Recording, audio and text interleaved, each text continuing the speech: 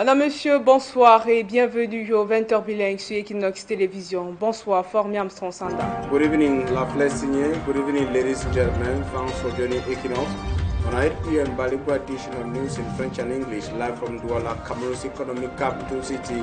In our top stories tonight, 4 persons have perished in a tragic drowning incident in Manjo in the Mongo division of the Litwa region. The 4 were involved in a group of people, in an incident involving a group of people who went with the divisional officer for Lonako in a Meet the People store. Also in politics, the Social Democratic Front SD political party is making its first move in the restive northwest region of Cameroon ahead of the 12th October 2025 presidential election. The Social Democratic Party is determined to make its voice heard in a region where freedom is increasingly limited, persons continuously displaced, and life increasingly difficult. What will the SDS succeed to do in the one-time fear of the Northwest region is going to be yours in this edition of the news. À la une du journal, 4 personnes décèdent tragiquement dans un accident de la circulation sur l'axe Manjo-Bois-Nébois.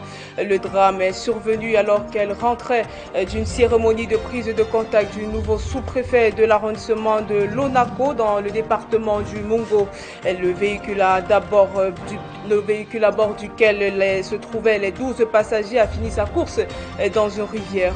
On reviendra sur cette actualité dans ce journal. Également, dans ce journal, à 3 semaines de l'élection présidentielle, l'opposition camerounaise reste divisée.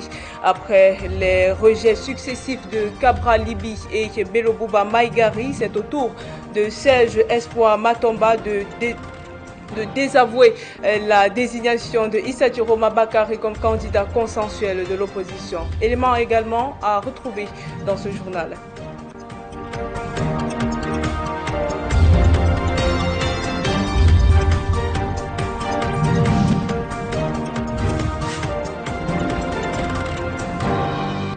Madame, Monsieur, une fois de plus, bonsoir et merci de vous informer sur Equinoxe Télévision. En début de ce journal, 4 personnes ont tragiquement perdu la vie dans un accident de la circulation survenu sur l'axe Manjo-Bois-Nébois dans le département du Mungo.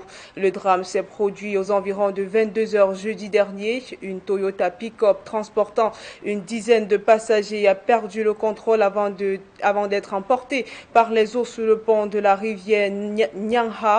Si certains passagers ont échappé de justesse à la noyade, 4 autres assis à l'arrière du véhicule se sont retrouvés piégés. Les secours accompagnés des forces de maintien de l'ordre ont retrouvé les dépouilles vendredi matin. Après un constat, 3 dépouilles ont été transportées à la morgue de l'hôpital de Manjo, tandis que le 4e corps a été remis à la famille pour inhumation. Nous vous proposons d'écouter les témoignages de 2 rescapés. Effectuer toutes les cérémonies qui étaient prévues et nous avons continué à rester le soir avec tous les organisateurs pour faire un compte rendu. Alors après ça, il y a eu une forte pluie qui a déclenché. Après la forte pluie, nous avons patienté afin que nous puissions prendre la route pour gagner chacun son domicile. Nous avons bien démarré notre départ sans problème, nous avons avancé. Alors nous sommes arrivés au pont, mais subitement nous avons trouvé l'eau. Et si grand, de telle sorte qu'il y avait une vague terrible qui nous a transportés directement. Donc la vague a transporté le véhicule. Les phares se sont arrêtés. Quand les phares se sont arrêtés, le chauffeur a freiné, il s'est arrêté. Subitement, l'eau a entraîné la voiture dans l'eau. Nous nous sommes retrouvés dans l'eau. La voiture était entièrement dans l'eau. Dans la suite du journal, dans l'arrondissement de Penka-Michel, les travaux routiers engagés par le gouvernement avancent difficilement à raison du manque de financement et des fortes pluies. En visite sur le terrain, le préfet de la Menoix a touché du doigt les dures réalités des populations. L'autorité a promis des mesures pour accélérer les travaux et soulager les habitants. Le reportage de Vivien Tonfa et Robert Kenyé. Les travaux d'aménagement entrepris sur certaines voies pour faciliter le trafic entre différents groupements de l'arrondissement de Penka-Michel dans le département de la Ménois n'avance pas au rythme souhaité par la population. Depuis qu'on a commencé les travaux, ça n'avance pas bien. En plus, ce pont qu'ils ont détruit, pourtant c'était un pont que le comité de développement venait de faire à plus de 2 millions. On a détruit sans toutefois faire une petite déviation qui pouvait permettre aux piétons et aux vélos de 2 roues pour joindre les 2 quartiers. Ce riverain n'a pas manqué de porter ce constat qu'il déplore à l'attention du préfet du département de la Ménois, descendu sur le chantier à l'effet de toucher du doigt le niveau d'avancement des travaux. Sauf une légère ça va aller. C'est même pour ça que vous avez fait ici pour booster l'accélération des travaux. Vous devez dire merci au président de la République, c'est pas vous allez le transmettre. Oui. Nos remerciements. Et il faut transmettre ça le 12 octobre. Vous comprenez? J'ai compris. La lenteur constatée est la conséquence de 2 facteurs relevés par le délégué départemental des travaux publics pour la Ménois. La vérité, c'est que nous avons un problème, nous avons une crise de trésorerie. Ça fait que beaucoup d'entreprises se plaignent du fait que les décomptes ne sont pas payés à temps. En ce moment, problème technique du département, il y a ce problème de pluviométrie. Ces difficultés, rassure-t-il, ne compromettent pas la réalisation des travaux déjà engagés. Nous avons donc proposé au gouvernement de faire certaines tâches où le montant est très élevé, de faire en phase. D'où nous réalisons certains projets, comme là où nous sommes en ce moment. C'est en 3 phases, 2024, 2025, 2026. C'est cette stratégie d'entretien routier que nous avons mise en marche pour que les populations n'en souffrent plus autant. Ces travaux sont suivis à la loupe par les populations bénéficiaires qui espèrent sortir du calvaire qu'ils enduraient. Les motos, les voitures ne parvenaient pas à grimper ici. Là. Dès qu'on voit ça, ils ont espoir, on a espoir que l'État pense à eux, que le gouvernement pense à eux et que la mairie pense à eux. Les travaux en cours consistent au bitumage en enduit superficiel bicouche des tronçons concernés.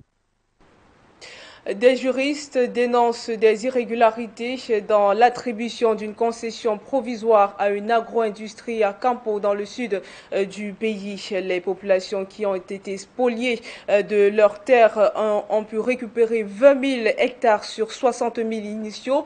Pourtant, malgré le décret présidentiel signé le 7 mars 2022, ces communautés n'ont toujours pas pu entrer en possession de leurs terres agricoles. Le reportage de Marcelin Gansop. Dans l'arrondissement de Campo, la conversion des vastes terres forestières en terres agricoles continue de faire couler beaucoup d'encre et de salive. Et pour cause, les juristes ont passé au peigne fin les conditions d'attribution de pas moins de 100 000 hectares de terre à l'entreprise Camvert, une agro-industrie spécialisée dans la transformation de l'huile de palme. Il en ressort que l'État a allègrement piétiné ses propres lois. C'est le fait qu'un déclassement forestier ne peut être accordé qu'à un service public et Camvert n'est absolument pas un service public. À partir de là, vous pouvez constater que la concession a été accordée sur la base d'un déclassement qui lui-même n'existait pas juridiquement. En plus de ces éléments-là, il y a le fait même que l'État a cru à tort que l'espace qu'il attribuait à Camvert faisait partie du domaine national, alors que si on se réfère à l'article 22, alinéa 3 du décret, le décret d'application de la loi forestière, on se rend compte que même après le déclassement, le terrain en cause est resté dans le domaine privé de l'État. Et par ce fait même, il ne pouvait pas faire l'objet d'une attribution en concession provisoire. Une bombe à retardement qui pourrait exploser à tout moment devant le juge administratif. Sur les 100 000 hectares de départ, l'État a revu ses prétentions à la baisse en concédant finalement 39 923 hectares à Camvert. Il reste donc un peu plus de 20 000 hectares qui devraient normalement revenir aux communautés locales qui ont été spoliées de leurs terres agricoles. C'est un ouf de soulagement. Toutefois, je suis resté sur ma faim, bien que cette parcelle a été retrocédée aux communautés riveraines. Elles ne nous appartiennent pas encore, elles appartiennent à l'État, sur la base de la loi qui dit que la terre appartient à l'État. Alors, comment est-ce que nous allons en bénéficier? La meilleure approche, je pense qu'elle est sortie des recommandations qu'eux-mêmes ont formulées. Ils vont se mobiliser autour d'un conseil des chefs et ils vont adresser une requête aux autorités compétentes pour justement demander que cet espace-là leur soit réservé en priorité au lieu de Camvert. Cet atelier a non seulement mis la puce à l'oreille des chefs traditionnels de Campo, mais également donné à chacun des arguments pour revendiquer désormais à corps et à cri ce qui leur revient de droit. En politique, à 3 semaines de l'élection présidentielle, le candidat du peuple uni pour la rénovation sociale balaie du revers de la main la désignation de Issa Tiroma Bakary comme candidat consensuel de l'opposition. Serge Espoir Matomba préfère recentrer son action sur la sécurisation du vote avec le déploiement annoncé de 90 000 scrutateurs à travers le pays. Il s'est exprimé à ce sujet lors d'une interview accordée à Radio France Internationale. La synthèse avec Gladys Sidier et Dani Warenze 2. La désignation d'Issa Tiroma Bakary comme candidat consensuel de l'opposition par l'UPC 25 est perçue par Serge Espoir Matomba comme un non-événement. Pour le candidat du PURS, une poignée de personnes ne saurait parler au nom de toute l'opposition, encore moins du peuple camerounais. Il n'y a pas de consensus. Ça, c'est 2 personnes ou 3 qui ont désigné quelqu'un. La plupart des candidats vous disent qu'ils n'ont même pas été approchés. Donc 2 personnes ne peuvent pas parler pour les millions de Camerounais. Ça leur regarde ce qu'ils font, mais ils ne peuvent pas l'imposer au peuple, ils ne peuvent pas nous l'imposer. Nous n'avons été concernés ni de près ni de loin. S'il ne rejette pas complètement l'idée d'une union des forces de l'opposition pour battre le régime en place, Serge Espoir Matomba précise toutefois qu'il se reconnaît plutôt dans la démarche du groupe de Fumban. Par contre, nous avons pris part aux échanges et aux discussions depuis Fumban jusqu'à Yaoundé et nous continuons encore dans ce. Au-delà des divergences et frictions observées dans les rangs de l'opposition, le leader du PURS dit miser sur la surveillance du scrutin. En essayant d'être présent dans tous les bureaux de vote, les cas de fraude seront complètement évités et M. Biya n'aura aucune chance de rester au pouvoir. Tout électeur qui votera, sa voix pourra compter et donc nous savons que nous sortirons donc victorieux de cette élection. Serge Espoir Matomba a à cet effet réitéré son appel au peuple et annoncé l'ambition de recruter 90 000 scrutateurs d'ici le 12 octobre dans le cadre d'une opération déjà lancée depuis plusieurs mois à travers le triangle national.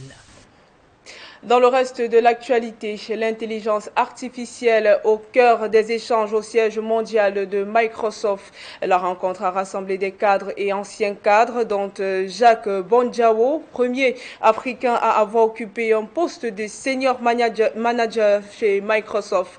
Aujourd'hui, à travers son projet Ocean Innovation Center, il ambitionne de faire de l'Afrique un pôle d'innovation axé sur un usage éthique de l'intelligence artificielle. Urish Gonomala, Innocent Abega, reportage.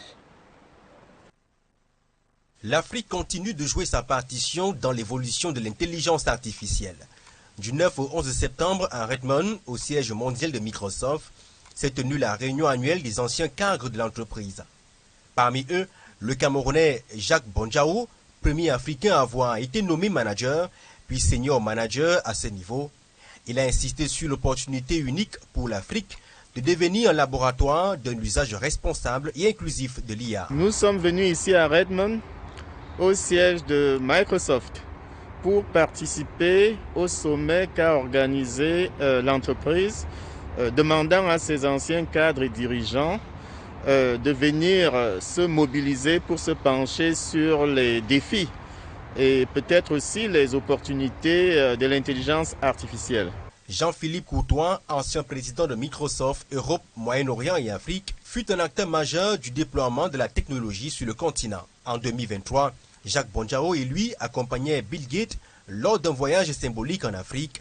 Aujourd'hui, les ambitions pour le continent sont encore plus structurées. Il y a 1 milliard de personnes qui utilisent l'IA générative, comme on l'appelle, ChatGPT, etc., Copilot dans le monde. Mais la réalité, c'est qu'il y a plus de 60% des pays du monde, dont une grande partie des pays africains, qui ne sont pas représentés dans l'univers des données de l'IA, des data. Et donc je pense qu'il y a un enjeu majeur. Voilà, c'est un des grands enjeux pour le monde en son entier, pour représenter l'incroyable diversité de notre planète. La participation des femmes africaines à cette transformation numérique est également mise en lumière à travers un nouveau livre dédié aux femmes de Microsoft, illustrant leur contribution croissante à l'innovation. En fait, ce livre essaye d'expliquer la grande aventure des femmes qui ont contribué en tant que salariés de l'entreprise, contribué à la construction de l'Empire.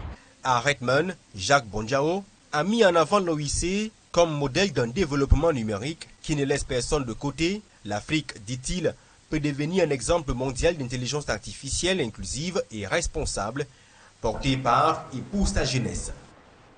Et la 6e conférence sur les partenariats communaux Afrique-Allemagne vient de se tenir dans la ville de Gießen en Allemagne. L'événement a rassemblé les représentants de 22 pays africains et communes allemandes. Le Cameroun y a été représenté par la commune de Baganté et la société civile Cameroun House sous le parrainage de l'ambassade du Cameroun en Allemagne. Compte rendu avec Landry Tachouan. Dans cet amphi de l'université de Gießen, c'est une grande rencontre entre l'Afrique et l'Allemagne. Initiée par Engagement Global, structure mandatée par le gouvernement fédéral allemand et financée par le ministère fédéral de la coopération économique et du développement. Le Cameroun y était représenté par la commune de Banganté et la société civile dénommée Cameroun House, soutenue par l'ambassade du Cameroun à Berlin. Banganté est lié par une coopération avec la ville de Charlottenburg, à Berlin, en Allemagne. C'est la raison de notre présence ici pour approfondir ce partenariat, le présenter, mais également nous outiller sur les outils et les méthodologies de coopération pour davantage renforcer ce type de partenariat. Cette conférence nous ouvre les voies, n'est-ce pas, pour pouvoir renforcer les liens de coopération qui existent déjà et mener une réflexion globale comment l'Afrique et l'Allemagne une nouvelle coopération en mettant au centre, n'est-ce pas, de cette initiative la culture qui nous permet de nous comprendre, qui nous permet de bâtir ensemble un futur profitable à tous. Jean-Pierre Elambassi, secrétaire général de Cités et gouvernements locaux unis d'Afrique, basé à Rabat au Maroc, a insisté sur le rôle central des collectivités locales. Ils sont sur la même ligne que nous, de maintenir la solidarité internationale pour que ce monde soit plus juste et plus paisible pour tous et que le respect de l'égale dignité prévale dans les relations internationales. Une autre commune de l'Afrique centrale avec plus de 20 ans d'expérience de partenariat international était présent pour partager son expérience. De solidarité avec toutes les autres villes qui sont arrivées ici. Pour la plupart, c'est des villes qui commencent cette expérience-là que nous avions depuis près de bientôt 50 ans avec la ville de Dresden. Et de mon expérience personnelle dans la collectivité locale depuis 22 ans. Et donc, depuis 22 ans, je suis élu local. Et depuis une dizaine d'années, je suis vice-maire de la ville de Bordeaux. À Gießen, l'Afrique et l'Allemagne ont réaffirmé une conviction commune. La coopération locale est un levier concret pour construire l'avenir. Ce reportage met fin à la première partie du journal, la deuxième en anglais avec vous, Fomiam Stronsanda. Thanks, lovely senior ladies and gentlemen. We're happy you're staying with us in the second segment of news in the English language. We're starting on our human interest page to talk about the unfortunate incident, as we told you, in the Mungo division of the Littoral region. It was a disturbing afternoon with 4 persons and material damage, 4 persons who died. According to information, it was in the course of a fatal road accident that occurred on September 18, 2025 on the Manjo-Bonabwa axis. The drama, according to local sources, occurred about 10 p.m. when crossing the bridge over the Nyaha River. Local testimonies gathered from survivors of the accident say that the heavy rains that fell across the Mungo division on that day was behind the unfortunate incident. A Toyota pickup vehicle traveling from Bwanebwa to Manjo with about a dozen passengers on board was unable to cross the watercourse. As soon as the driver started crossing the bridge, powerful waves invaded the vehicle, which was dragged a good distance into the watercourse in the dark night. That's at 10 p.m. The driver and other passengers who occupied the cabin and those who were hanging on the back of the vehicle were able to save themselves. The 4 passengers who occupied the seat behind the driver were completely drowned in the car, according to local information. And local sources we met on the ground were able to give us testimonies of just what happened. They say that they were completely drowned on that night, and informed in the early hours of the morning, Ebonyi Territorial Gendarmerie Brigade officials, accompanied by firefighters from Kongsamba, chieftain of the Mungo Division, descended to the scene of the incident. The report indicates that the bodies were later extracted. They are Nseka Vekaris, Mrs. Yvette Nkeka Esembe, Mrs. Nadesh Ngando Ntube, and Mrs. Odette Penda, who died. 3 of the bodies have been placed at the mortuary in Manjo, that's at the Manjo District Hospital. And we're not leaving the Mungo division. From that part, we move down to Bonalea subdivision, where the road linking Bonalea town to several other rural localities in the area is in the deplorable state. For example, the one linking Manjo to a village known as Bwandabo. Local inhabitants say that has also dealt a negative blow to social and economic activities in the area, with local inhabitants finding it difficult to get their goods from the market or from the farms to the market. The road stretch in question was key on the table of discussion during an extraordinary council session that brought together municipal councillors of Bonalea. They have adopted a budget for the road's rehabilitation, as Malaglory tells us in the following report. We are in the Mungo division of the littoral region, precisely in the locality of Bonalea, where the road connecting this locality to Mangamba is practically impassable. The mayor blames the deplorable nature of the road on timber trucks. The road has been damaged by these timber trucks who carry very heavy forest wood and passing through the stretch daily. According to the Bonalea Council, the construction project of this road was not initially included in the 2025 budget, reason why an extraordinary session was recently organized, during which they unanimously adopted a budget of 132.7 million francs CFA for the rehabilitation works. We had some proposals that came up after the budget was already adopted, reason why we had to hold another meeting in order to include this important item into the budget. The senior divisional officer for Mungo during the meeting appreciated the efforts made by the council to rehabilitate roads and to improve on the living standards of the locals. We have instructed the mayor to do everything so that this part of the community be accessible, and we hope that in our next meeting the road should be in good shape. Aside this ongoing project, the Council of Bonalea for the past years has carried out some developmental projects, such as the construction of schools, health facilities, electricity, and the establishment of a municipal police in Bonalea. And on to politics, the Social Democratic Front, SDF political party, is making its first move towards the 12 October presidential election in the restive northwest region of Cameroon, where the stakes remain far beyond politics as they struggle hard to engage local inhabitants and communities. One thing remains true, which is that freedom continuously gains strength in that part of Cameroon, with also communities devastated by the effects of the armed conflict raging in the northwest but also in the southwest regions of Cameroon. Political observers say that they are keen to see if the bullet will be able to triumph, or the ballot will be able to triumph over the bullet in the northwest region. Mbostela has more. At the SDF Northwest Regional Conference, party leaders gathered to map out their strategy, but beyond speeches and slogans, the pressing question is survival. The Anglophone conflict has left communities scared, political rallies threatened, civilians displaced, and human rights groups reporting intimidation by separatist fighters.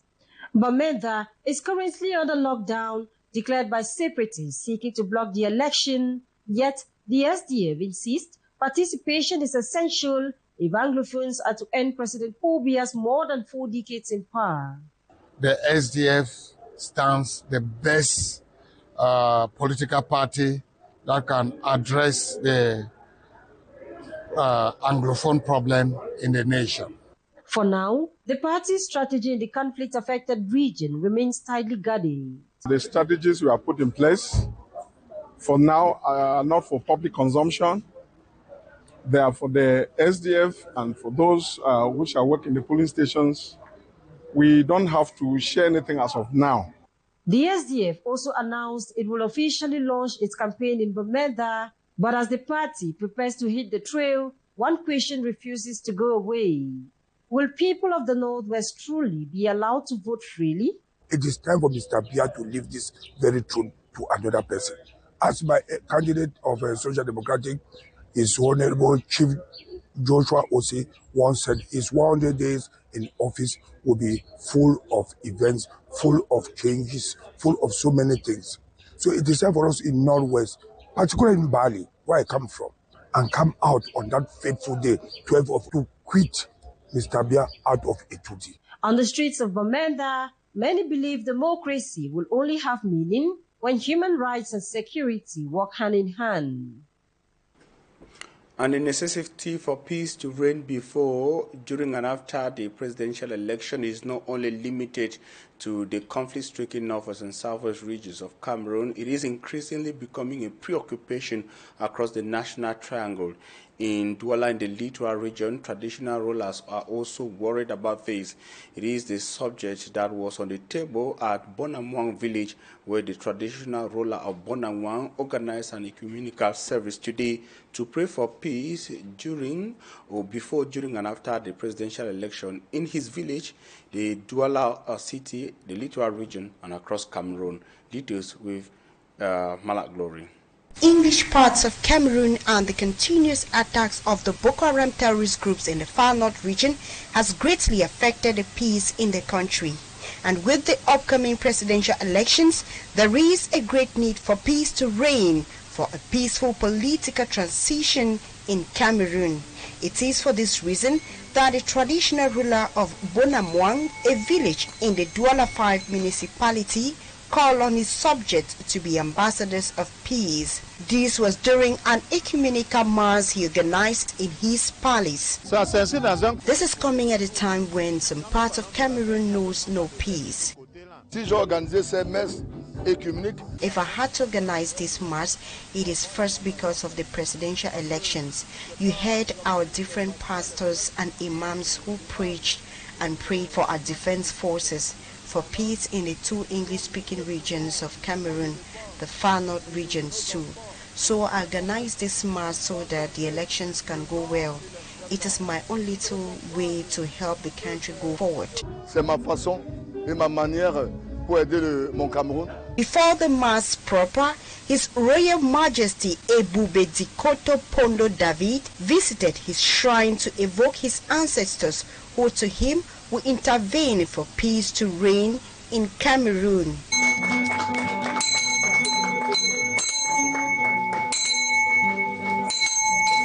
Present at this event were religious leaders from different denominations who answered to the call for peace. Dieu nous assigne la responsabilité qui est celle de prier pour la paix, prier pour l'unité et l'harmonie. C'est la raison de notre présence ici. We were convocated by the chief of this Aquanor to gather and pray for the peace. So we are very happy to have people gather and pray with us. In the course of the event, the chief encouraged his subjects and the population at large to go to Lekam's office and withdraw their voters' cards. I called on my children here to collect their cards and to vote. It is an assignment for all of us.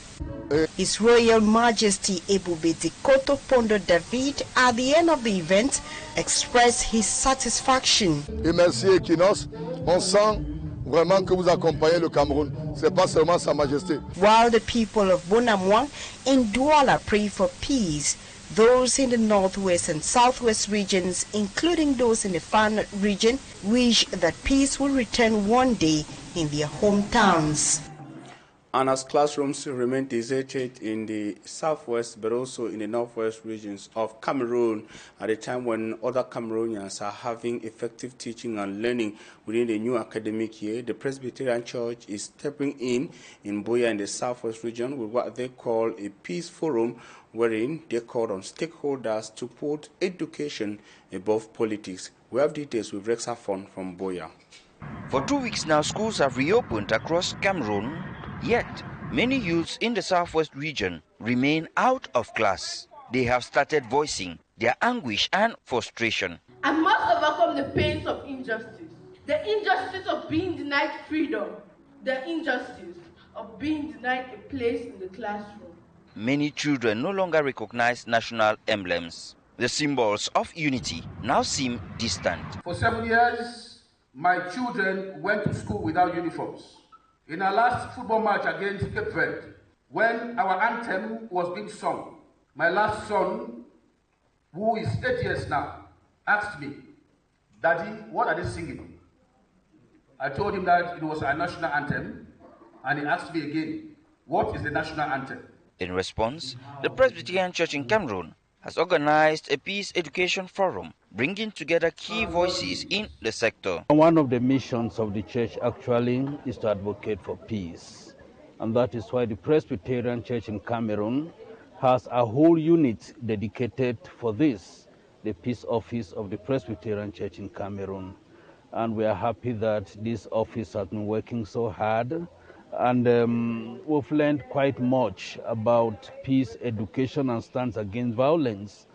And for me, one of the highlights of this particular workshop is the advocacy paper presented by the young people themselves. A central message emerged. Education must remain above politics. There are many programs even on peace, but in the reality, you cannot talk peace and you practice violence. This security is on a perspective where it is relative, because while others are not in school, others are in school. But the general rule is that let everyone go to school. Education is a primordial. It is a basic human right, and we must advocate. Let our peers, our own youth and our brothers get back and regain their classrooms. Youths were urged to become ambassadors of peace, to resolve conflicts without violence, and to reclaim hope for their future. And the National Gendarmerie in Yaoundé is determined to reduce road accidents across the country. In the course of a meeting with Road Transporters Syndicate recently, the commander of the 1st Gendarmerie Region, Brigadier General Elias Tonge, urged stakeholders to work together with the Gendarmerie to be able to identify the causes for what they identified as an increased rate of road accidents across the National Triangle. We have details with Innocent. The traditional dialogue between the National Gendarmerie and the transporters' trade unions remains very important. In line with school resumption for the 2025-2026 academic year, both parties met in Yaoundé to discuss on road safety and accidents, as well as the forthcoming presidential election. As concerns road accidents, the increased rate is disturbing to the National Gendarmerie despite all efforts to sensitize road users. Brigadier General Elias Tonge, commander of the 1st National Gendarmerie Region, says there has been a slight increase in the rates of road accidents upon revision of statistics. Aim of the gathering was also to know the principal cause or causes. He questions whether it is due to laxity on the sides of both parties or other reasons.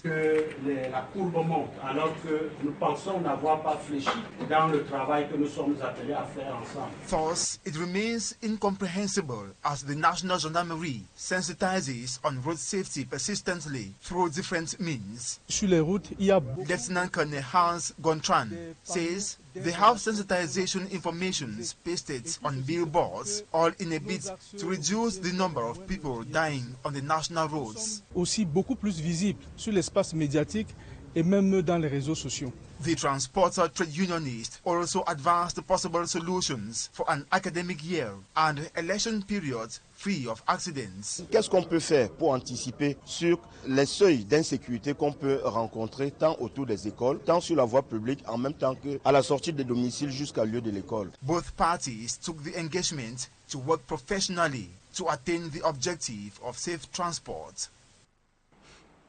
And that report brings us to the end of this news edition in French and English on Equinoxe. We thank you for your keen attention, urging you to continue to stay with Equinoxe. Our next edition of news will be in French and English. That will be tomorrow at this same time. Have a nice evening. Have a nice evening from your Transanda. Madame, Monsieur, c'est la fin du journal. Merci pour votre attention. Merci également et surtout à l'équipe en régie. Restez sur Equinoxe Télévision et très bon week-end à vous.